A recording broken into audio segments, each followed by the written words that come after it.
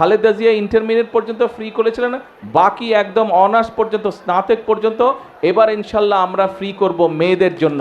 আপনাদের নিশ্চয়ই অনেকের মনে আছে দেশনেত্রী বেগম খালেদা জিয়ার সময় দেশনেত্রী বেগম খালেদা জিয়া মেয়েদের শিক্ষার জন্য ক্লাস 1 থেকে ইন্টারমিডিয়েট পর্যন্ত উনি ফ্রি করে দিয়েছিলেন, শিক্ষা ব্যবস্থা ফ্রি করে দিয়েছিলেন।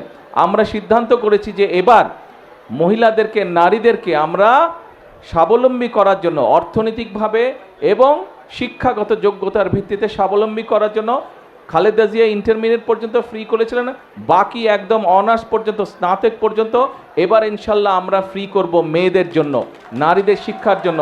নারীদের শিক্ষা ব্যবস্থা আমরা স্নাতক পর্যন্ত বা ডিগ্রি পর্যন্ত, আমরা স্নাতক পর্যন্ত, অনার্স পর্যন্ত আমরা ফ্রি করব। এবং শুধু ফ্রি করব না, যে সকল মেয়েরা ভালো রেজাল্ট করবে তাদেরকে আমরা বৃত্তির ব্যবস্থা করব ইনশাল্লাহ সরকার থেকে।